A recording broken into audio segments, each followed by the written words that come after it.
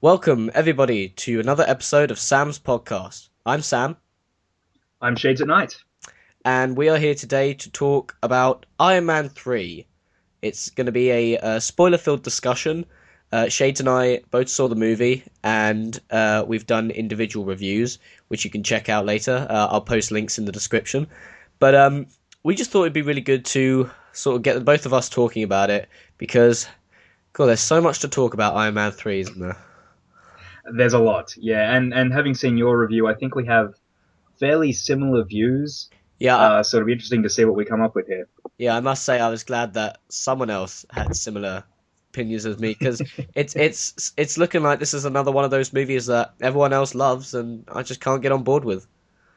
Yeah, it was interesting because I did my review. I saw the midnight screening and just got so many dislikes on my video straight away, and I was like, man, am I the only one? And then you did your review, and I was like, well, thank you, because I'm glad I wasn't alone anymore. Yeah. Well, I guess we should start with the number one thing, which is what were your expectations for the movies? You know, from all the trailers and stuff. Yeah, well, I really loved the trailers. I was a little iffy on Iron Man 3 before the first trailer. Right. I wasn't feeling Shane Black as director yet, and Yeah. I just thought they're doing Iron Patriot and all this weird stuff. I don't know. I want to like this, and then I saw the first trailer and I went, wow, this Yeah. looks The amazing. the one thing that I caught on to immediately in the first trailer was the tone. I thought it was great that they were finally Yeah, going for this really serious tone, especially as, and I know we've got different opinions on the second movie, but I think one of the things that didn't work was there was a bit too much comedy in the second one. I didn't really feel like anyone was in that much peril. Um, and it yeah. Well, I think. Sorry, go ahead. I was just gonna say it really I was worried about Tony when I saw this trailer. I thought, wow, everyone looks like they're in deep shit. Exactly, yeah. One of the things with the second film, and I mean, I suppose I like it more than you, but I they did things with Whiplash where they took him out of this element of being a threat, Yeah, sort of putting him in lighter situations, and I wasn't a fan of that. And with this one, I was like, man, we're seeing nothing of the Mandarin. We've only seen him in the same setting. They're keeping stuff from us. I can't wait to see what they're not showing. yeah, And same. yeah, so like you were saying, there's just all this peril, and I was like, man, his house gets destroyed. How's he going to get out of this? It looks like his suits are attacking him. Yeah, I just, yeah, yeah, and is it just me or did a tear roll down your eye when Jarvis's little hand went over the went down into the river? yeah, the arms. I went, oh man, like, what, actually watching the film, like there's that shot where they're trying to reach for each other, and I went, oh no. And that is one thing. I will say this about the ending. I did like that he got those back. I was happy Yeah. to see that. So I guess we may as well, because I've got bullet points of things to make sure to bring up. But I think one of the Yeah, main things is the Mandarin twist. What did you think? Let's just go straight into it. yeah, we might as well. I saw it a second time, wondering, like, will I now that I know that it's coming? Because being in Australia, we and I believe you guys did as well. We got the film before America, Yeah, and so I knew absolutely nothing about it. Whereas I guess a lot of people in America were going into it going, "Oh, there's some sort of twist," and right.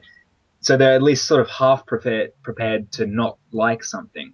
Yeah, Um, I had no idea, and then when it happened, I turned to my friend and he said to me, "You just had the most disgusted look on your face when that scene was over."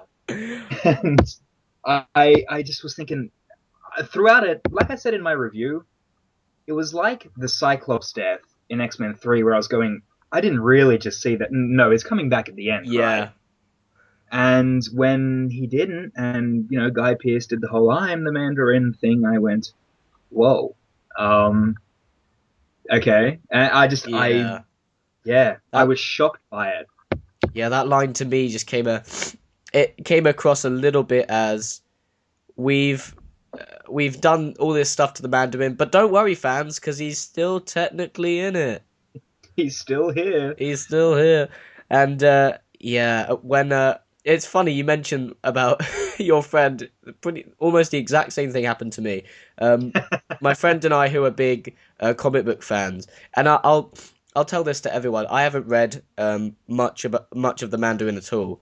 So I'm not Neither going have to I. so I'm not going to pretend to know like what all the goings on about him. But yeah, when that happened, my friend and I looked at each other really confused. And then Yeah. as the scene went on, he was looking at me. He could see the anger in my face, and he turned to me and he turned to me and he said, "You hate it. I can see it in your face. You hate it." And yeah, Yeah. Well, it was such a head scratcher because I mean there are twists in movies. This one just felt. I don't think it worked in the context of the film. I think it belonged in something more of a hangover movie. exactly.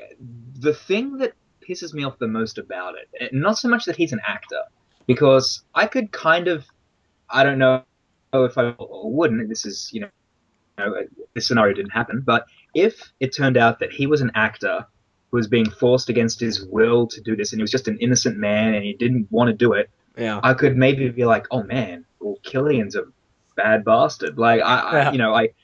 I, the fact that he was this, drunk drug addict who was like, no, they're gay, and just, I was like, so Brett, like that scene where and he says for the president to call him, that scene was so intense, Yeah. and then every little bit of sense of threat that the Mandarin had very quickly vanished when he came out of the bathroom talking about the shit that he'd just done. Like Yeah. yeah, it made the Mandarin a joke, and that's what I didn't like about it. Mm. I agree, and the other thing was it. I think the first act had a lot. I'll give it this. A few people have actually sort of agreed with me in this and that. The first act is great, and it really makes you Yeah, think. It shows you how much potential the movie had, and and and I just feel like the twist kind of. I will never be able to watch that movie again, and really, it won't have that same impact on me in the first act. It's just because I know that none of this is a real threat in a yeah, way. exactly. And like you said, his videos were so intense. And Mm. I've got to ask because I'm not too sure about this. But did they ever explain as to did he actually shoot that guy on TV or did he accidentally shoot him or was it not or did he not die? I didn't know. I must have missed a line. Well, Trevor claims that it's special effects, Right. but the thing is, we don't see the death because they have the camera on the president, Right. so we don't know what they see. Because I was thinking, so did the actual video just have a close up on Mandarin's face when he did it, so you didn't see the gun actually go off? You just heard a gun, like that sort of thing was never explained, Yeah. and I felt like that was poor editing and poor choice of shots. Yeah. Because if we saw, I gather that with the rating of the film they actually couldn't shoot a man in the head, but I mean, if they showed, if they had the camera on the Mandarin and you just see the gun go off, out of shot, and his face doesn't change, you'd be like, oh man. Yeah. But he claims that it's special effects, so I don't know what the president and everyone else saw. Yeah. Well, because if he says it's special effects, I'm thinking about when we actually because we didn't just see it through the eyes of the camera. We were actually in the scene. We had shots where we were part of the scene of where they were Yeah, shooting it, and I don't know. I didn't see a green screen behind him, so I mean, no. So I'm confused at what they saw. yeah. And another thing that confuses me, I'll have to say this now because I've been getting a lot of comments. I did another video about my problems with the Mandarin I saw thing, that. and Yeah. I mentioned everything. Okay, the 10 rings. I was saying how it now cheapens Tony's origin because it means Killian was responsible for him getting captured. I agree. But people have been saying, but we don't know that he's part of the Ten Rings. What? And my thing is that, well, isn't Mandarin meant to be the leader? Yeah. And they say, but we never get told that. So, like, that makes it any better. But Yeah. you know, I there's Ten Ring logos all throughout his attack videos, Yeah. and they're not once brought up. And like I said, it really bothers me that Tony doesn't bring them up because they're the guys that captured him. Yeah. Yeah, and there was so much stuff. I mean, I remember there was a I'd noticed in the trailers when the Mandarin takes off his hood, you could see a Captain America shield on the Yeah. back of his neck, and I thought, wow, this guy looks so intriguing. Or what the hell is his motivation and all this kind of stuff. Mm.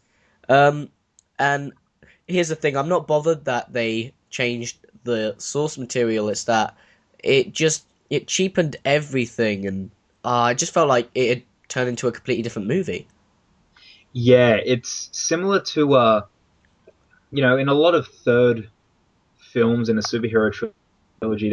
I feel like there's been a director change a lot, and I guess X-Men 3 is the best example where X-Men 3 feels like a different universe with the same characters. Yeah, And that's what this felt like. I mean, just tone wise, Jon Favreau had a specific tone. And some of that tone was brought into Avengers as well. Like, everything with AC/DC and stuff like that. yeah. That was just all gone. The biggest thing, the biggest example, I should say, not that this is necessarily a problem with the film, but the biggest example is the title sequence at the end. Mm, I Like, it agree. doesn't feel like an Iron Man title sequence at all. Well, I was waiting.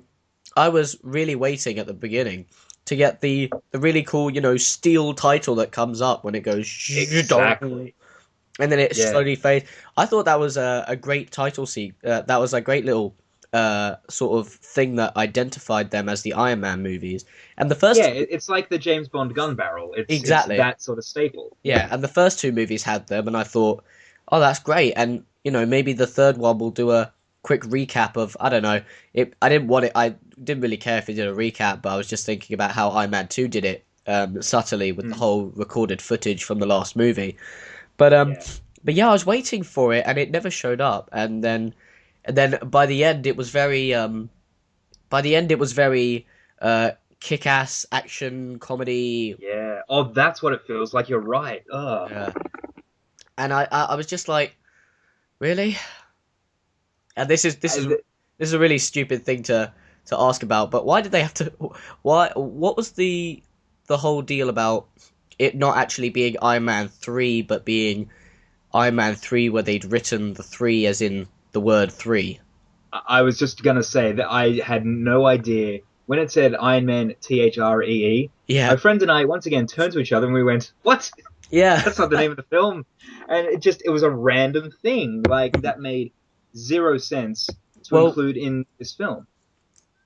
well, at the beginning when it says, in cinemas when it has that little certificate saying you're Mm. about to watch this movie, um, it had Iron Man 3 Three, and I figured, oh, that's just a film certificate thing. They have to, they can't write the number. I don't know. That was my thought process there. But when I saw it in the credits, I was like, what? But all the posters have actually had the number 3. But yeah, it's Yeah, like, sorry, go on. sorry, man. No, you go on. I was going to say we don't get that certificate over here, and I don't think they do in the states. But if I'd have seen Iron Man written in words, I thought that was very strange. And Yeah.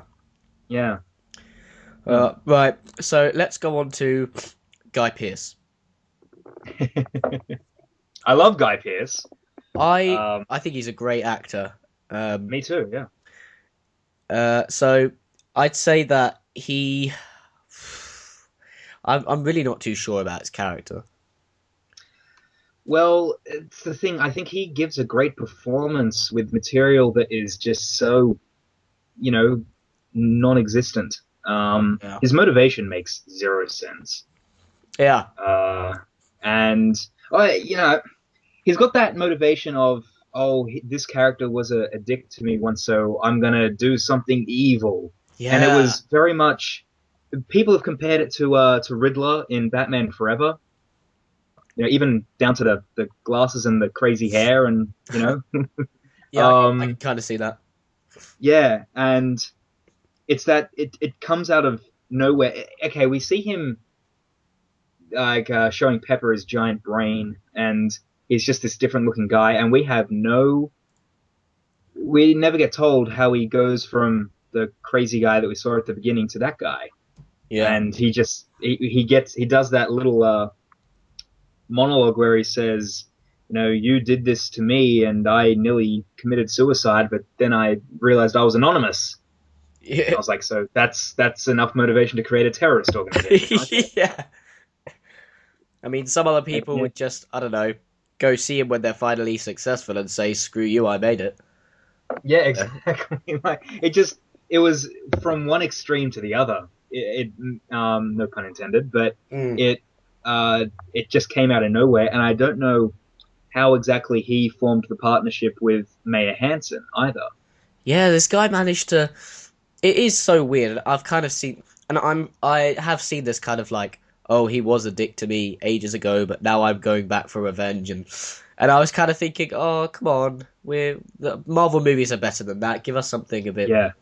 Um, and a lot of people are saying that these kind of cliche moments go into the whole Shane Black tone. For what one, a few of them being the kid that he bumps into, and it kind of resembling a '90s movie, and it being set at Christmas time and all that kind of stuff. And I'm not too sure if those worked. No, it's interesting. I really love Kiss Kiss Bang Bang. Same, Uh, I love that movie. yeah, I think it's a great movie, and I didn't realize that was actually I'm not 100% sure of this, but I think that might be the only film he's directed. Um, I think Um, he's done Lethal Weapon, or maybe he was a writer, but he's done yeah, I something think with he was a Lethal Weapon. writer on those because those are Richard Donner films. Oh, yeah, you're right. So he writes films like that, and I've heard a lot of people say or claim that the kid is Disney's influence on the film because I mean when Iron Man 2 came out, Marvel hadn't been bought by Disney yet, or they were about to be bought. It was Right. around that same time, Yeah. so Disney have actually, if they wanted, could have had influence on this film. I Ugh. don't know if they did or didn't, but that would kind of make sense with the kid. That does sound like it. That would explain it. Hmm. What did you think of the kid? I thought he was really good. I've heard a lot of people say he's the best kid actor they've seen in a long time. I don't know if I'd go that far, but Hmm. he was really good. I could not believe some of the stuff that Tony said to him. Yeah. Um, it was very awkward to watch him, telling the kid not to be a pussy and stuff like that. I went, wow, I don't feel comfortable watching. I just got this weird feeling watching that. And it didn't help Tony be a sympathetic, protagonist. Yeah, it was really just done for laughs, and it didn't really serve anything. Um, No. and uh, and then I also, when he said, "Oh, my dad died," and I thought, "Oh God, I wonder where this is gonna go." And it was such an obvious, father son parallel. I wish I had a dad like you, and I was thinking, okay, great, can we get back to the Mandarin? Yeah, it's quite convenient that the one kid he happens to bump into, his father was neglected him like Tony. That's Yeah. quite convenient. But I kind of when he said the thing about his dad, I kind of thought, well, that's something Tony can relate to. But instead of taking the kid under his wing, Yeah. he treated him like Yeah, yeah, and your point about him, about the stuff he said to the kid not making him very sympathetic. Like there were moments where I thought, oh yeah, he obviously does clearly like the kid, and maybe he was just saying these things because he was getting awkward, but I think he just made them more awkward. Yeah, I liked the moment where he said, "Remember what I told you about bullies and stuff like that." Those sort of things were cool. I Yeah, loved that whole sequence in that town. I thought it was cool seeing Tony fend for himself without his suit. But the problem is, he kind of goes just about the rest of the movie without his suit. yeah. So let's go on to Extremis or Extremis, however everyone says it. Yeah. Uh, But yeah, the film says Extremis, and I think just about every comic book fan went, "Oh, I thought it was Extremis." yeah. So yeah. So, what were your thoughts on it? Do you think it worked in the film? I feel like if they were going to introduce the Mandarin in a film, I'm not sure if this was the thing to introduce it with. Right. I kind of felt like it was doing the Dark Phoenix and the Cure in the same film. It felt like too much. Yeah. I feel like Extremis could be tackled as its own film, and or as kind of like the antagonist of the film, Yeah. as opposed to Mandarin using it or Yeah. Killian using it. So I they had an interesting take on it. I was okay with it. I just felt like it might have been a bit too much for this one. Yeah. One thing I didn't really. One thing I was actually surprised by is that because when we saw the whole that Tony was going to have the suit hook onto him in the trailers, I was actually surprised to find that in the movie he didn't actually do anything with Extremis. Yeah. That surprised me. So I'm not really sure if that's a bad thing, but I was just kind of like, oh, okay, I thought it was interesting how they took the concept that they started in Avengers with the bracelets being able to, you know, act like a target for the suit to jump onto him. right, They kind of did that. They adapted that in a way where he always had that on him. He didn't have to use the bracelets. So I thought that was cool, but they never kind of linked that, mm. um, which I thought there might have been an opportunity for. But Well, when I saw the clip of him in the hospital in the trailers, I thought, oh, he's gonna get Extremis injected into him. mm, Um, but that turned out to be the really quick, easy fix ending.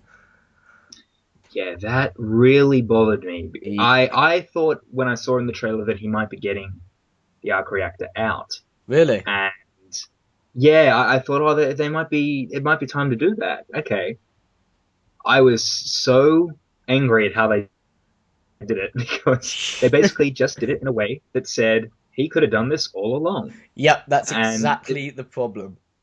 yeah, like they used a giant magnet. I mean, couldn't he have Yeah. done that as soon as he got back to America? You know, And I mean, you're telling me that because his whole problem about in the second movie, he was gonna die and he was just gonna let himself die. Well, apparently he could have just taken the arc reactor out in 5 minutes. yes, exactly. And And I've heard people say, oh, it's because he didn't want to give up being Iron Man. I thought, well, he nearly died, so Mm, yeah. yeah, and it was a similar thing when he was like, "Oh yeah, I fixed Pepper." Oh my God, that might be the thing that makes me most angry in the film. The way that he just says in passing, "And I Yeah, fixed Pepper." yeah, What? How? yeah, exactly. Because I mean, it was made such a big deal, and we'll talk about her in a minute. But it was made such a big deal about how she is now this ticking time bomb, and she was saying, don't touch me, and he was like, no, it's okay, we'll make this work. And I thought, okay, so we're gonna have a scene or something where he shows his smarts with the extremis and all that kind of stuff, and then it just went by so quickly, and it became I think it became an afterthought where it was just like, you guys realize we still need to like wrap up Pepper's story, right? And they were like, just throw a line in. Yeah, I couldn't believe it when they just said it in passing. Yeah. I thought, but we don't have. There's been no evidence of Tony knowing how to control it, and Yeah. Another yeah, another problem I had with the Extremis was that I don't really think a good enough exposition was given for it. no, They had the whole thing with Guy Pearce saying there's this space in our brains ready for it to be upgraded, but we never actually get told what Extremis does, how it affects you, what purpose it serves. It doesn't really get into the specifics. It just kind of says, we inject people with these superpowers. Sometimes it works, sometimes it doesn't. Let's fight. Exactly. I wasn't quite sure what the brain had to do with that. Yeah, Apart from it maybe turning you, insane. But I didn't. He goes on about, oh, there's this section in your brain, and I was like, okay, what does that have to do with breathing fire? yeah, yeah, and yeah, and that was another thing. The comedy was so intrusive to me. I think you had a Yeah, similar problem. Um, I hated the comedy, man. I hated it. and everyone else, I'm asking people, what did you think of Iron Man 3? And most of these people are the mainstream audience, the casual moviegoers, and they're all Yeah. saying, "Oh, I loved it. It was so funny. I loved the twist. Ben Kingsley was so funny." And I'm just clenching a fist. Oh, You know nothing. Um, but yeah. yeah, Sorry, go on. apparently it's very Shane Black like comedy, but it did not work for me. Yeah, and I don't think it had any place being in the places that it was put in because I mean the one point the one point that sticks out in my mind aside from when there was when Guy Pearce breathed fire and the only reason that was done was for Don Cheadle to go, huh, so you breathe fire, and everyone laughs and then Yeah. he never does it again. Exactly. And I thought that was a funny line, but he is face to face with Tony at times, and he does not breathe fire. yeah, It's like, okay, and then there was the one that really pissed me off because I was just waiting. I was just sort of every single time a moment happened and I was thinking, oh, this could be cool. The comedy would come in and just ruin it for me. And the bit that I was ultimately thinking of was when um, uh, he's facing off with Aldrich Killian yeah, and he does his whole suit come over here, and you think it's about to oh, be, and you think it's about to be epic, and then it like gets hit on the fence or something, and then it all falls down. Then it's kind of like, oh, the music stopped. It was a funny moment. Wop wop wow. yeah. And I, And Tony literally says, "Oh, whatever." I was like, "Yeah, that's what the filmmakers think." yeah, that's pretty much everyone's reaction at that point.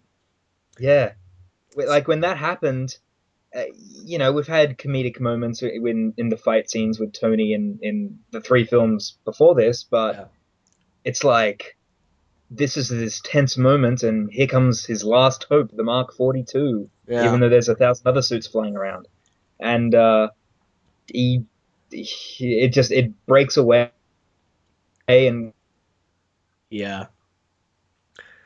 So I gotta ask, what did you think of Rebecca Hall's character? I'm a huge fan of Rebecca Hall. I think she's a great actress. I love her in The Prestige, and her character made no sense. Thank you. Or it, yeah, she didn't. Her motivation was less clear than Killian's. Yeah. Yeah, yeah, that's the thing. She gets shot, and I was like, oh, is she dead? And yeah, okay, well, as a character that didn't really add a whole lot to the plot, so okay, Yeah, she was quite disposable. yeah. And I, what was her motivation? She slept with Tony on New Year's Eve. I'll give it this. I really did like the cameo by the guy who played Yinsen. Yes, me too. I liked that 1999 sequence. Yeah, I liked that a lot, yeah, and I thought the comedy especially worked there as Happy with his well. hair. Yeah. Um, so I think the way I understand it was that her motivation was she showed Tony the whatever she was working on. Was she working on Extremis? Yeah, because the plant seemed to have Extremis. So did so what was Aldrich Killian proposing to him then? Good question. Because it sounded like they were both proposing Extremis, but then Tony's interested in what Aldrich Killian is proposing, but then Rebecca Hall has already made Extremis. I'm not too sure what was going on there, but yeah, Well, he was proposing something to do with aim, and I wonder if that was to do ah, with the brain because when I saw that, I thought, then he started showing his brain. I thought, oh man, is is MODOK gonna have something to do with this? Mm. Yeah, when I heard Which it, I'm kind of glad because I don't like MODOK, but that's just me. yeah, when I heard AIM, I thought, oh, awesome, Yeah. and then it didn't really go. It was the I another thing I was confused about was Aldrich Killian's sort of organization, was that AIM or was that the Ten Rings? Well, like I said, people claim that he has nothing to do with the Ten Rings. He's just using them, Mm. which is nowhere in the film, so I don't know where people are getting that. Yeah. And I think his company is AIM, but we never hear anything about his company after that, after the prologue. He Right. comes in and proposes the thing to Pepper, and she says it's too easy to be weaponized. And he says, okay, and he walks away, and that's the last we hear of him being a businessman. Yeah. And just going back, because I'm really struggling to figure this out. Uh, Rebecca Hall sleeps with Tony. Yes. Then she shows up years later, um, saying or visiting Tony for some reason, but we all know she's really a bad guy. Um, and then was her motivation that he slept with her and never called her back? Well, she's working for Killian, Right. and that's the thing. She just shows up.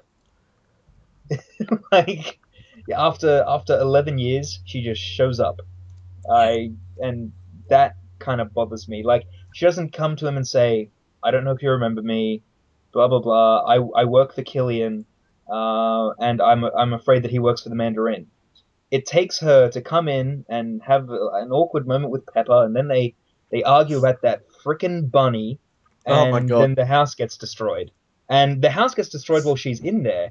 So was Killian cool with just killing her there? Like, Yeah, the second my boss tries to blow up a building I'm in, I don't think I'm gonna carry on working for him.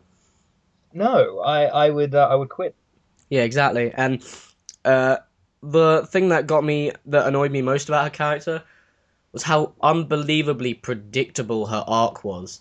And it wasn't even an arc. It was just so quick and easy. It was the fact that you know she has. I'm not joking. I'm pretty sure she had 1 minute with Tony Stark as a bad guy, and then the second Aldrich Killian walks in, she's like, "Let him go," and I'm like, "Wow, I Oh didn't see God. that coming." Yeah, that's the part that really doesn't make any sense. Yeah, So I like, why would you want him? Why would you need him to go? exactly. Like, and I think she says something about we can use him for such and such. I'm like, then why are you putting up this big like, oh, don't kill him or I'll kill myself? Like that Yeah. makes no sense. Yeah.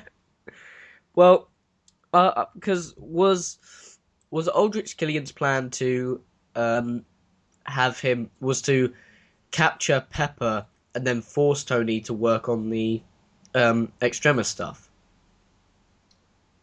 I think, although he is also cool killing him. Yeah.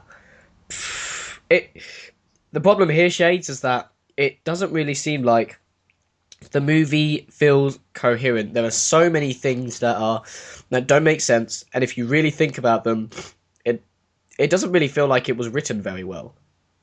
No, it's funny. We're asking these questions about the plot, and I'm not sure the film knows Yeah, exactly. themselves. It's yeah, it's the plot is so muddled, and there's pieces of things from everywhere. Like there are some, I don't know, there are some messages in here that are so hollow. Like everything about free enterprise, and that's that stuff. I couldn't latch on to that because, first of all, I don't feel like the film takes itself seriously, and No, not second, at all. those messages just kind of they're thrown on screen and forgotten about in the next scene. They don't. It doesn't flow. Yeah, yeah. I kind of feel like yeah, and uh, really get it. Really, it's just suddenly making me think about this stuff. You know what? It's having a lot of the same problems as like you said, X-Men 3 or Spider-Man 3. Yeah. It's very similar. And one thing I wonder, and based on the main reaction from most people, I'm seeing mostly good reviews, and I'm not going to say that our opinion is right because opinions cannot be correct or wrong. But Yeah. I do wonder if this will become one of those movies that, as time goes by, less and less people will like it. This gets like the X-Men origin thing, where at first a bunch of people went on, they went, "Oh, you know what? This kind of doesn't work." Yeah. Um, but it's hard to say. I feel like there are people, as time as even as time's gone on just now, people are kind of going, "Oh yeah, I kind of see, I see what you mean there." And I think the more people kind of stop and think about it, the more people are going to realize this film doesn't really work. Yeah. Yeah, it requires the second the thing is the movie runs at a pace where you don't really get much time to stop and think. The only time you really get to stop and think is when the Mandarin twist is revealed, and there are a few things with the kid.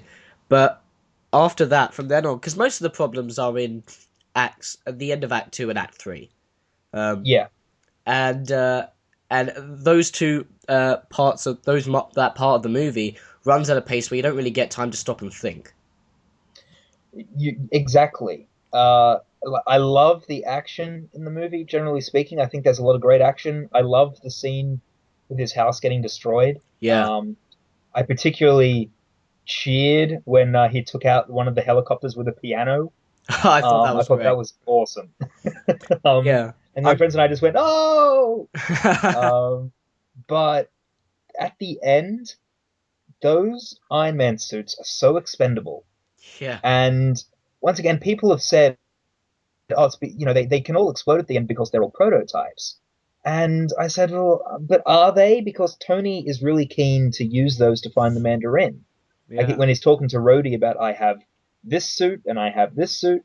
Like he claims to have all these suits, and they're not prototypes because they're Mark 30 whatever. They have yeah. names. And funny enough, one of them I've seen a snapshot of a magazine or a book or something that has all of the suits that are in the film, and one of them is called Shades. So Really, yes, I think that's amusing. that's cool. Um, Yeah, it's funny when the action scene. I'll agree with you. I thought the action was awesome, and I think that's another one of the reasons why so many people are satisfied with this movie because, uh, like, I can't deny it. The action was epic, and it made me want to love the movie.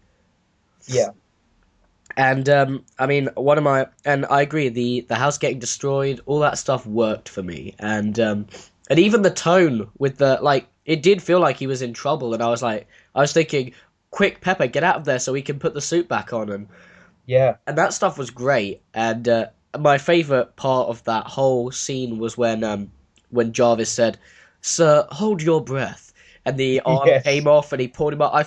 I was laughing because of how wonderfully creative that was, and yeah, it did feel like the writers tried to come up with like how much fun could you have with the suit?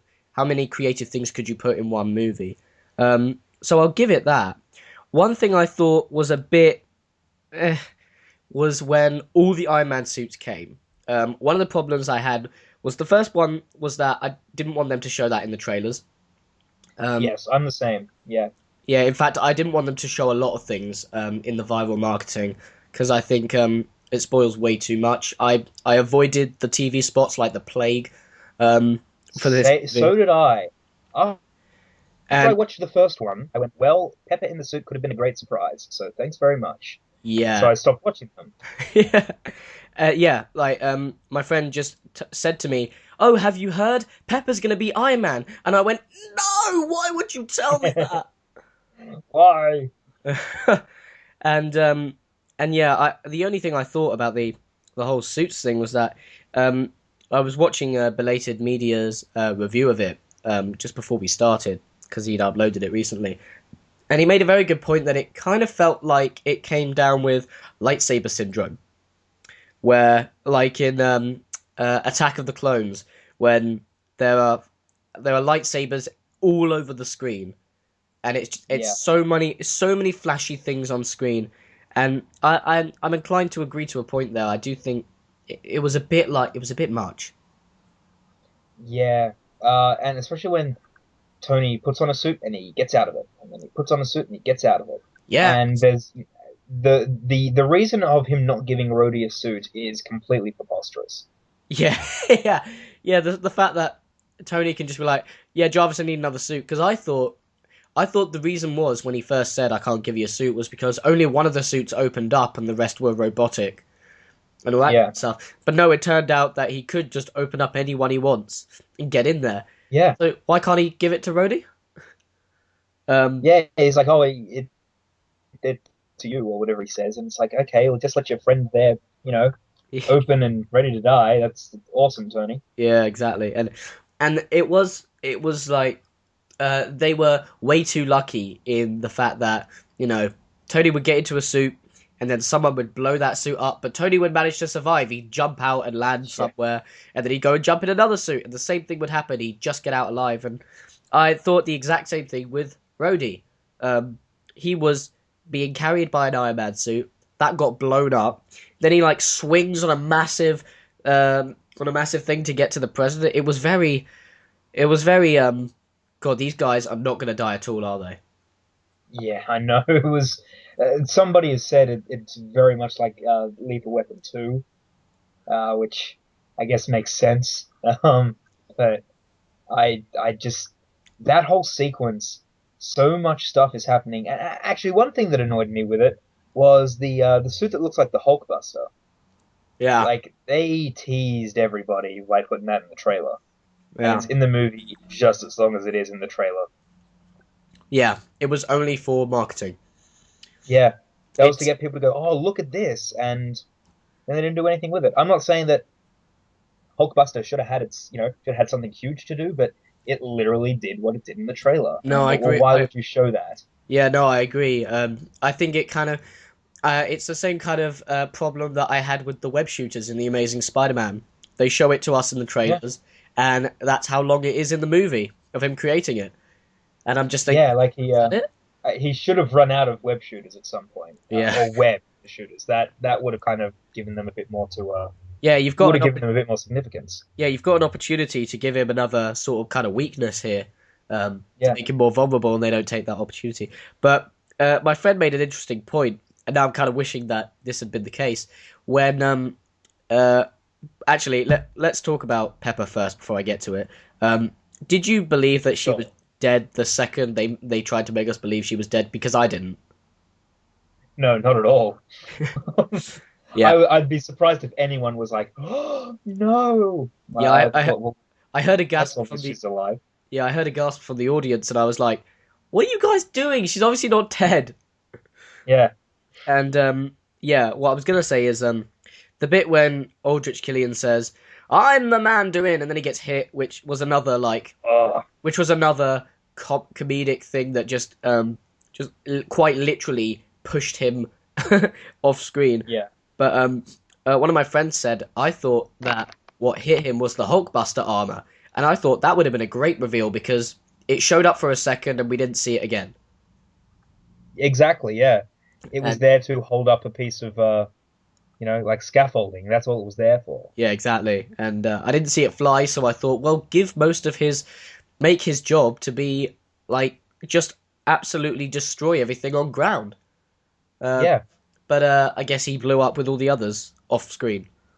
Um, Oh God, that actually makes me really sad that he blew up the Hulkbuster suit. now another thing with Pepper, um, I get that she had all these new powers and she was running on adrenaline, but where did she get the kung fu moves from? Yeah, are they just part of Extremis? Is that like that's another thing? It gives you the power to, you know, become a lava person and breathe fire, but apparently you also get like it's like being hit with a super soldier serum. You can suddenly do flips and stuff. Yeah.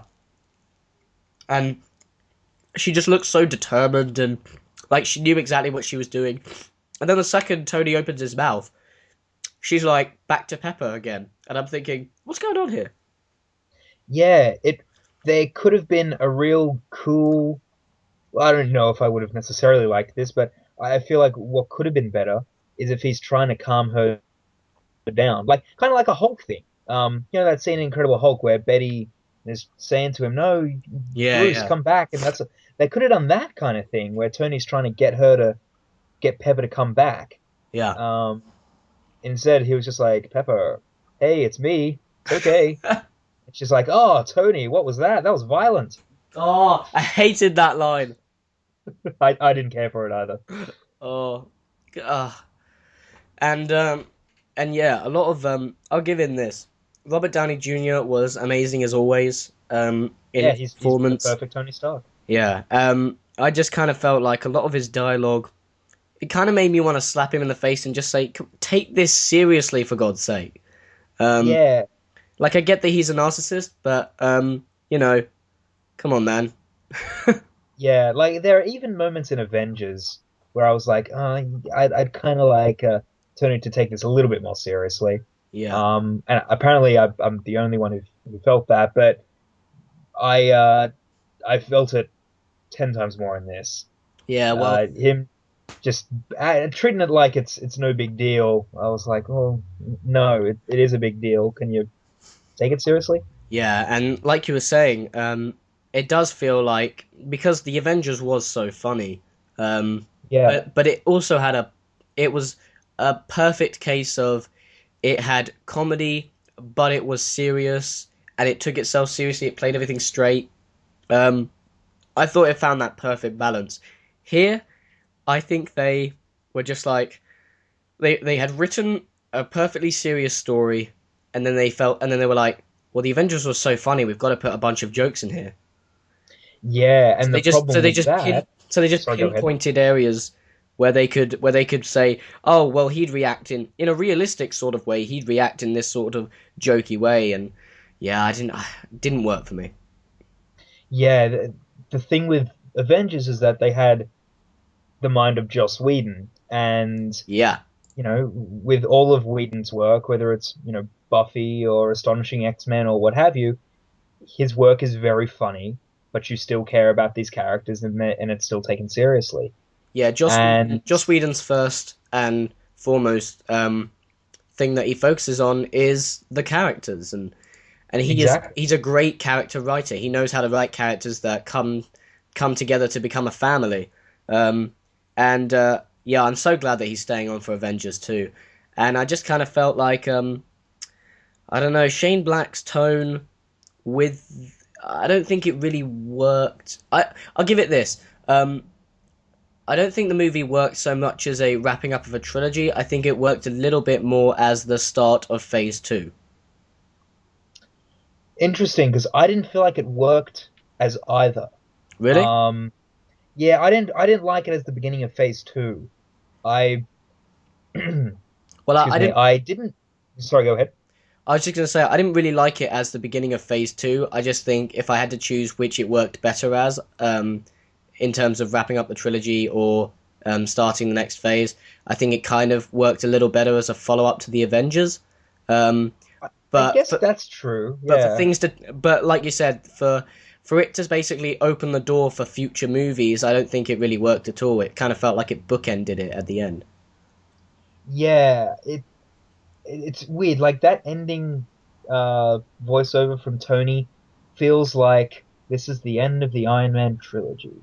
Yeah. And but the rest of the film doesn't feel like that. No. And it also to me wasn't like, okay, this big thing happened. Now here's the start of a brand new chapter. It didn't feel like that to me either, Mm, but it felt less like a sequel to Iron Man 2. So yeah. I guess it does probably work more as the beginning of Phase 2. Yeah. And what did you think of the after credits sequence? Um, it's funny. I feel like that should have been the end of the film. Like I feel like that should have been before the credits. Yeah, that would have Uh, worked better. yeah. I because it's funny. I didn't want to like get these expectations in my head of what could the Easter egg at the end be, but my friends and I were talking like, what's it going to be? And I thought, is it going to be something to do with Thor 2? Is it going to be something to do with Coulson? Oh, that Is would it have been going to be cool. something? Yeah, I wondered if he was, gonna still be around. That hasn't even crossed my mind that Uh, they made since they. Sorry, go on. Still there, man? no, with him apparently being in the Shield TV show, I figured they've got to bring him back in some form. Yeah, that never really crossed my mind that they could sort of connect the TV show with them in the after credit sequence. That'd be awesome. Yeah, and that would tell people this show is coming. You Yeah, should watch exactly. it. Yeah, it'd be a Um, perfect way of getting it out there and in the getting it known. yeah. Man, I just had a crazy idea. They won't use Extremis on him to bring him back to life, will they? I hope not. Marvel, if you listen to this, don't do that. Yeah. Uh, but anyway, yeah. So we were thinking, what's it going to be? Could it be Guardians of the Galaxy? Could it be Thanos? Like, what is it? I was And when hoping it for was, an Ant-Man teaser. or Ant-Man, yeah, sure. Mm. And when it was kind of just, that, I was like, oh, that was a funny scene, and I love Ruffalo as Banner, but I didn't feel like that was, the exciting after credit scene that Yeah. people were waiting for. Yeah, I love Mark Ruffalo, and I think his Hulk is perfect. I think they should keep him because I loved him in the Avengers. But and I did want to see him cameo in the movie. But Mm, on the one side, it does kind of give a funny reveal in that technically Bruce Banner is in the entire movie. He's the one that Tony's telling yes. the story to. And So I also think it's funny that he fell asleep listening to the story of the movie. So yeah, what does that say? yeah. What does that say about the movie? Um, Yeah, and yeah, and then yeah, like I love Mark Ruffalo, and it was nice to see him. But then I also kind of thought, like you said, they could have put that at the end of the movie, and they could have actually given us like a teaser for future movies. I like to be excited for that kind of thing, and I think yeah, the Avengers managed to have their cake and eat it too by having a funny scene at the very end, and also have a tease at the future stuff with Thanos. yeah. Well, that was the funny thing about Avengers is that people still stayed till the end of the credits, and we got that. So that was a joke, and it was Yeah. funny. The fact that they did that again. Obviously, it's not as insignificant as them eating shawarma, but the fact that it wasn't a tease for anything in the future was kind of like, oh, well, you don't have to stay to the end of the credits to see this. Yeah. It was just kind of if you've seen the Avengers, you'll like it. Yeah, And that was another thing. Did was it just me or did you feel like they did a similar thing?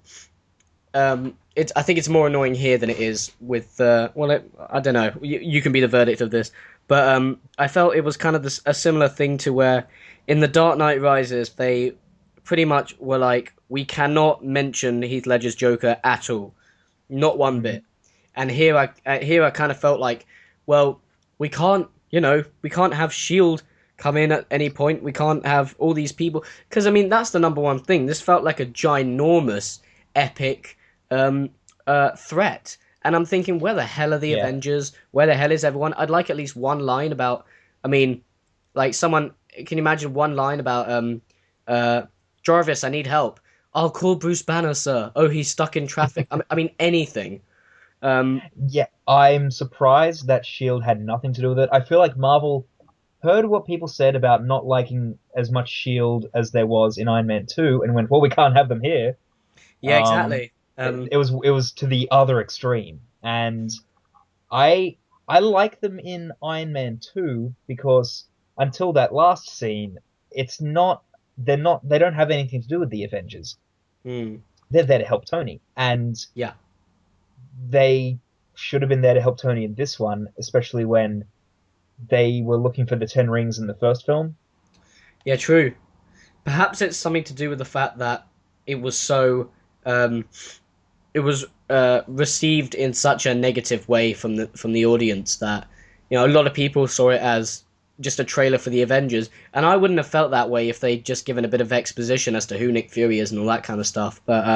Yeah, sure, yeah. But I just it did really feel like it was a complete 180 turn where they were like, hey, we're not going to shy away. We are in an expanded universe, and I'm all for that. I like that they acknowledge that they're in a part of a bigger universe. Yeah, You just need to have that occasional line about, oh, where are you from? Okay, cool. Now we can get to the stuff. But but yeah, I kind of feel like the fact that it was so negatively received with Iron Man 2, it made them kind of say, well, we can't have anyone come into this movie or we'll have the same problem. So we'll just sneak one of yeah, them in, so we'll just sneak one of them into the after credit sequence and it will be the one person that everyone wants to see, which is Bruce Banner.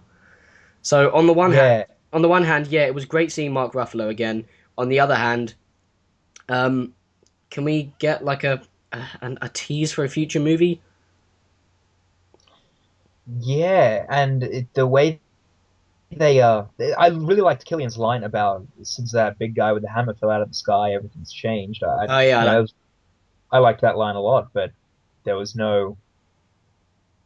I don't know. I feel like if someone were to watch Iron Man 1, 2, and 3 together without seeing Avengers, yeah, there there's a lot of just like stuff that wouldn't make sense. yeah. I don't think they worked. I don't think they worked alongside each other. That's a problem. I don't think they found a good balance of making sure that you could watch the trilogy as a trilogy and not have to watch the Avengers or Hmm. any of that future stuff. Because whoever does that, they're going to be lost. Yeah, exactly. And like I people will say, well, why wouldn't you watch the Avengers? But you got to think someday in like 20 years or something, if someone goes, oh, there were like Iron Man 1, 2, and 3, I might watch these. I have no idea what it is. They're going to be so lost. Yeah, And you have to think about that sort of thing. I just, yeah, it bothered me that they were referencing Avengers without referencing Avengers. oh, the anxiety attacks. That really bothered me because that never got wrapped up. That was just basically a whole Avengers reference. Yeah, I liked them until he just went, okay, Yeah, exactly. I thought they were building it and up to moved on. something, as many of the other things in the movie. And I thought, Robert Downey Jr. is doing a great performance. I really believe that he does have these anxiety attacks. Yeah, the I way thought he it kind was of a just great, ran around aimlessly was yeah, I believe that's what you would do. yeah, and I thought it was a great sort of vulnerability to add to his character. And it was a very realistic kind of reaction. You would react that way to being in space, blowing up an alien ship, and coming back down and nearly dying. I could completely get that. And yeah, Yeah, never got wrapped up. It kind of got forgotten about after Act Two, and in the end, that it just became a hey, in case you didn't know, this happened in the Avengers. yeah, yeah. So what did you think of John Favreau as Happy Hogan? Because I liked him as always. Do Yeah, you me think? too. I kind of felt like he was pushed aside a little bit with I with the whole I hospital. felt like his treatment in this film was very symbolic of maybe what Marvel thought of him, but maybe Yeah. I'm reading too much into that. But especially that line where Happy says, I miss the way things used to be when it was just you and me. And I was like, yeah, I'll bet. Um, Yeah, but I get that. yeah, they kind of they took him out and that was it until the very end. I just wondered if that was them kind of saying, well, we can't just ignore him, so we've got to have him here, but we'll injure him so he's out of the whole film. Yeah. Ugh. And another thing that annoyed me was when at the end when Tony is doing that speech about friends and people who live and it cuts to Happy Hogan and I'm like, oh yeah, he's in this movie. And then there's Yeah, and then he's it looks like he's like hurt or something, and it turns out he just wants her to get out of the way because Downton Abbey's on. And really, the comedy just that, bugged the shit yeah. out of me. The first Downton Abbey joke I thought was funny. So it's like of all the shows Happy would like to watch, Downton Abbey, that's interesting. Yeah, But the when they brought it back, it was kind of funny. It might have been funnier if they didn't try and kill the movie to death with bad comedy. yeah, yeah, very true. Um, so I guess the ultimate question is, will Iron Man return?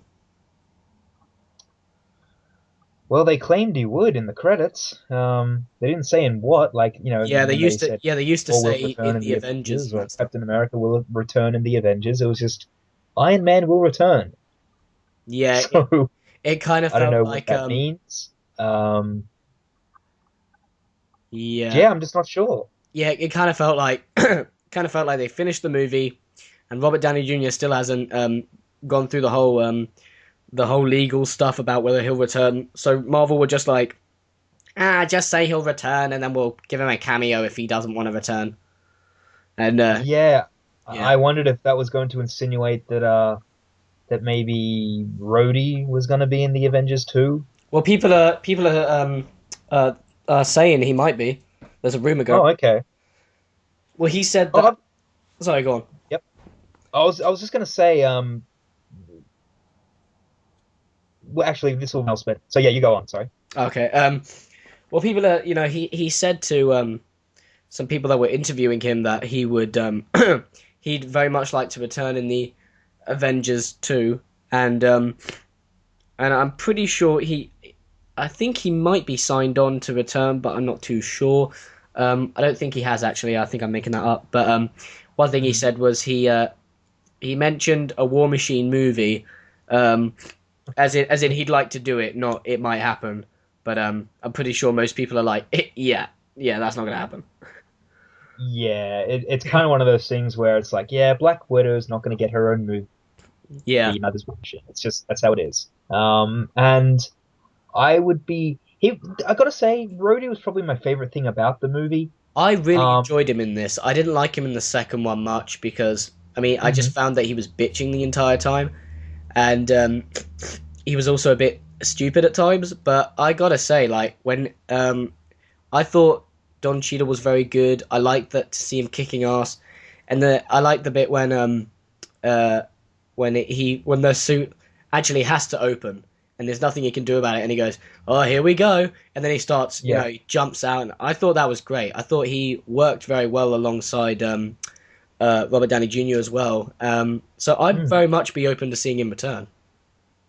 Yeah. The one gag I did love was War Machine Rocks. I thought that was hilarious. Yeah, But him as Iron Patriot, I I'm kind of mixed about how I feel because in the comics, when Norman Osborn is the Iron Patriot, it's to spite Tony and Steve Rogers. And yeah, in this, I was like, why is there an Iron Patriot when Captain America is around and this suit looks more like Captain America's suit than the comic book one does? yeah, yeah. I Like the comic book Iron Patriot suit is predominantly red, and this one's predominantly blue with a star in the middle, which looks way too much like Captain America's suit. yeah, yeah. The way I took it was just that the president wanted to show a good example to the American people, so they painted his suit in the colours of the Yeah, American flags. That's the way I took it. Yeah, yeah. It just like there's that one scene where they say we can't have him be called War Machine, and I kind of liked that, but it was very much to me. It felt like we're introducing this suit from the comics because it's from the comics. yeah, yeah, exactly. And we have the rights to it, and we'll never be able to put Norman Osborn in it. So here you go. Yeah, and is it just me, or was there way too many people in way too many suits in this film?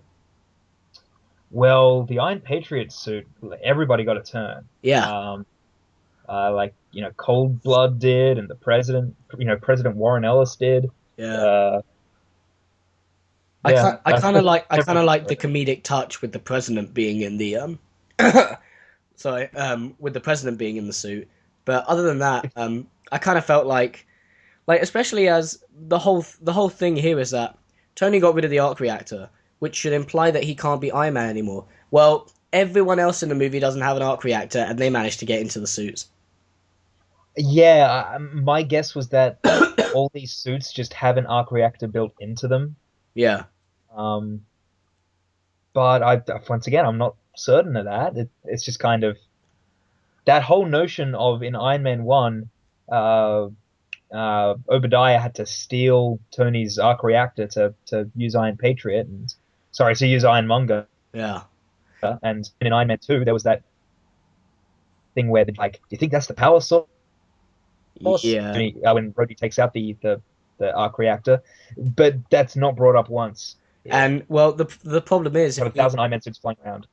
yeah, well the problem is if we come up with if we have that sort of theory in mind, then we have to assume that when Tony puts the suit on Pepper, which doesn't have an arc reactor, that Yeah, that he's controlling her every move, but it didn't look like it.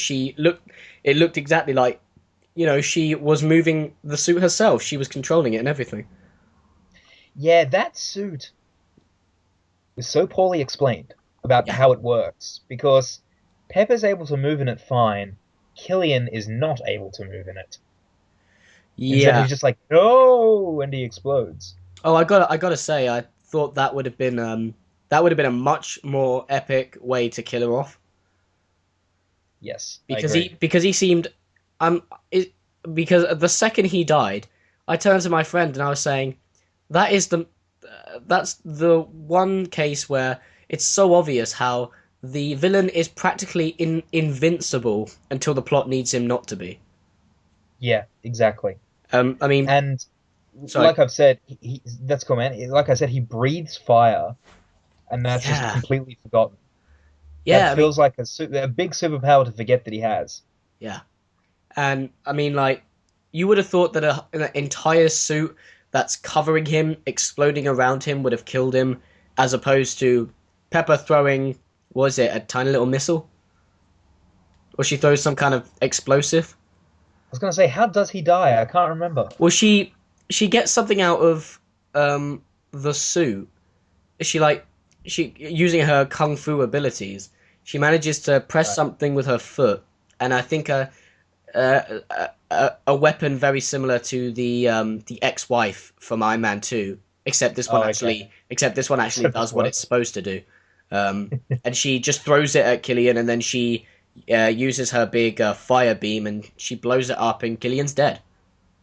That's right. Yeah. And I just kind of thought that's not very epic. And I wondered why Pepper was the one who got to do it. Yeah, exactly. This is supposed to be Iron Man 3. Yeah, I mean, I'm cool with Pepper getting in on the action, maybe, but people have sort of said, well, she's kind of been involved without being involved in all these films, and now she gets to do something. I was like, but it wasn't really her. Yeah, exactly. It was the Extremis. Like that doesn't. I feel that's one of those things that feels hollow to me. That people claim there's something more to it than what there actually is. Yeah, loads of people are saying, I really liked the character arc that Tony went through and all these themes and messages, and I'm really struggling to figure out what the hell they're on about. Um, Yeah, I mean, I mean, technically, yeah, Tony does have an arc, but it's a very rushed and contrived arc that sort of becomes subject to the really confusing plot. Um, he goes through all this stuff, and then at the end, he gets rid of all the Iron Man suits, but he's still Iron Man. In a way, yeah, that's an arc, but I don't think it got there very well. And I want to know what the hell was the message? yeah. Well, the thing with his arc is that yeah, he has an arc, but it's one of those arcs where a thousand things are tied up in a nice red bow. Yeah, Um, like Peter Parker has an arc in Spider-Man 3, doesn't make it a good one. exactly. Um, And even there's a lot of loose ends that and people conveniently forget things. yeah, and there's even the movie thing. Even in Spider-Man 3, the movie has messages, but do they work? No, so they don't really work.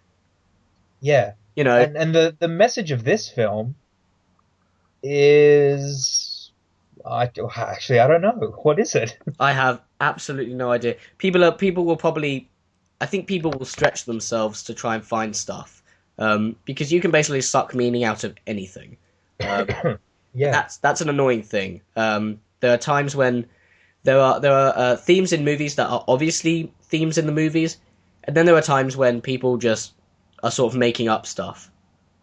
yeah. Tony lifted his Film thing. doesn't give one, so Yeah, they're trying to put two and two together. Yeah, Tony lifted his finger, and that means it's about lifting up our hands to reach out into the sky. I mean, you could go anywhere with it. Yeah, I mean, I guess there's one of the big messages in the film I thought was going to be to do with the war on terror, Right. and that thing was dropped so quickly, Yeah. except for that one line where Killian says, "I now hold the war on terror in my hand." Yeah, and that's So another try problem. telling me that he doesn't run the Ten Rings now, Yeah, but anyway, and that's another problem I had with the whole Mandarin reveal was that he says, well, we needed a figure for like a kind of Bin Laden type um, impression on people, and we needed someone to take all the blame on. And I thought, well, that's kind of clever. Now, where are we going to take it? And it never goes anywhere; it gets forgotten about. And yeah, we never see Trevor. Ugh, I hate that he's called Trevor. yeah, It was such a and another reason why I couldn't find that scene funny at all was because I'm a silly Brit, and I just kind of thought, yeah, ugh. I mean, I'm a yeah. I bet you did not like that. yeah. I mean, I'm a Brit myself, and I don't really get offended. And I don't think it was really offensive, other than it was a bit of stereotype. But I mean, loads of people were laughing, and I've seen comedy about British people done so much better. And he was just why would you call him Trevor? It's like Yeah, well, there's no possible way to take this guy seriously at all. But I mean, the movie's not trying to, so yeah, and like everything with like him watching or watching football and saying "ole ole," like I just uh, like, is this meant to be funny? I just yeah, I and think people were laughing when I saw it, but yeah, I know like people were I laughing get when it. I saw it, and I don't know, maybe it depends on who was watching it. Maybe that was just a little thing for the Brits to find funny because football players the football fans do that. Um, Yeah, yeah. but I'm not a football fan, so I probably don't know what the hell I'm talking about. But yeah, he it took me ages to wrap my mind about what the fuck was going on when he says, "Hey, don't go in there. I just did a massive dub," and I was like, "What?" One thing I actually thought was that Yeah, that happened. yeah, and one thing I actually thought was that they were going to he was gonna be a fake or something, and when he goes to the window to get Tony a can of whatever, and he says and he starts quoting the Mandarin, and I thought, oh, he's breaking out of his fake voice. He's really the Mandarin, Mm. but no. Yeah, there was one of two things I thought were going to happen was that he was actually the real Mandarin and he was just faking that, or he actually was a double, even though he claimed that he wasn't. But he was just so in the dark that he didn't know. Yeah, yeah, and the thing that just made me clench a fist by the end was when he again the same scene when Happy Hogan's trying to watch Downton Abbey when Tony's doing his big wrapping up speech was that shot of Trevor. He gets out of the car because he's been arrested, and all these people are Yeah. interviewing him, and he's got the biggest smile on his face because he finally got the fame he wanted. And I've seen that done before. It wasn't funny. It just pissed me off. No, and it makes no sense. Like, why would you want to be famous for that? Yeah, I just was exactly. like that. That's dumb. And like he was perfectly happy being a slob, uh, you know, sleeping with all these hookers and all that kind of stuff. And then it turns out he really wants to be arrested. Yeah, no. Yeah, he was cool with getting the recognition for being the face of terror. That's awesome. Yeah. So it looks as if yeah, everyone's given it good reviews. I'm I obviously don't hate on the people that like it. But yeah, part of it is kind of annoying when so few people have a similar opinion than you do about the movie. Um, Yeah, everyone's entitled to their opinion, and if they enjoy it, that's cool. More power to them. I'm someone who likes to enjoy movies, so I don't like the fact that I didn't like this. yeah, same. But Yeah, yeah, but I mean, if I don't like it, then we're gonna get dislikes on this video because Oh people will yeah, disagree. And I feel like that's wrong because they're disliking an opinion that's different to theirs. But yeah. When I you saw know, your whatever. when I saw the comments on your video, I thought, God, look at all these kids who haven't even seen the movie yet, having Yeah, a go at exactly. you. That's what ticked me off the most was people just like, no, you're probably wrong. I was like, well, see it for yourself, moron. But um, Some guy commented on my review of the movie. Sam, you are one of my favorite people to go for reviews, but you are wrong. it's like, oh yes, Yeah, wrong opinion. yeah, and it's a similar thing with when I did the my review of the Amazing Spider-Man. Um, Mm. that's got so much hate. Um, Yeah, well, I saw that and I thought, well, I guess you don't, because I like the film, so right. I have a different opinion. But I mean, I certainly I really enjoyed your review because you brought up a lot of great points Cheers. and stuff that I hadn't even thought of. It Mm. kind of made me go, oh yeah, it doesn't quite work. But yeah, it just sort of annoys me that people can't kind of accept that review as like other reviews as being Yeah, valid. unless they agree with you, then it's a shit review apparently. Yes, yeah, that's what I've found. Like, do you know Comic Book Girl 19? Yes.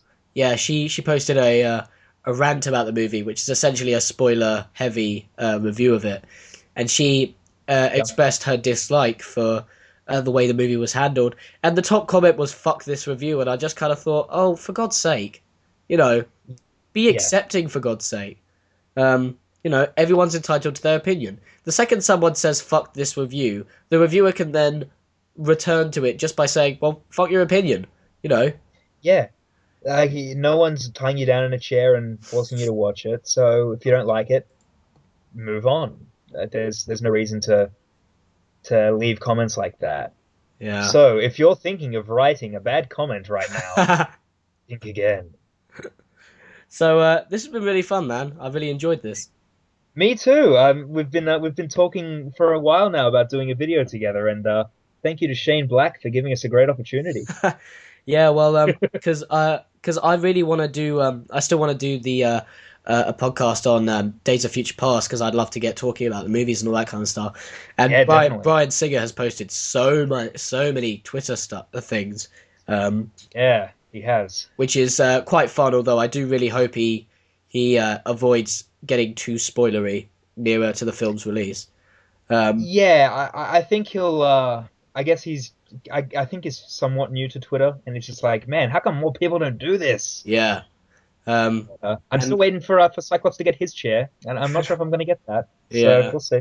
And of course Mark Webb has even started doing it with the Amazing Spider-Man 2. He released a an image of a locker that seemed very similar to the lockers that the Venom symbiote was kept in the Ultimate Spider-Man comics, which was quite interesting. Oh, that's Yeah, interesting. I have not seen that yet. Okay. yeah. So it seems like I do think it's a really cool way to like because obviously the mainstream audience won't know who Bryan Singer is, assuming they aren't big fans of the Usual Suspects or the X-Men movies. But I mean, Yeah. it's quite fun for like the fans to say, "Yeah, I'm following this guy, and look how I'm being rewarded for all this stuff." Um, Yeah. I really love how social media can like reward is a good word. yeah. You follow this person and you get to find out some stuff that you wouldn't unless you were following them. Well, So exactly, because he's got it's the right cool. mode of thinking in that people are following him for a reason. Hmm. People probably don't want to listen to him talk about walking his dog, you know. Yes. So he's got the right mode of thinking. But yeah, man, I need to because I'm knee deep in exam month at the moment. So Oh, the fair enough. Yeah. so very hard to find free time. But I've got leftover Amazon money for my birthday, so I will definitely be purchasing Days of Future Past. And Awesome. and then once I've read it, we'll get back and we'll have a good chat. But yeah, this was really fun, man. Thanks for coming on. My pleasure, man. This was great fun. Great fun. Awesome, everyone. Well, hope you all enjoyed it. We had a lot of fun talking about it. Tell us your thoughts on Iron Man 3. Try not to bully us. And we'll see you next time. I'm Sam, I'm ShadesAtKnight. and we'll see you guys next time.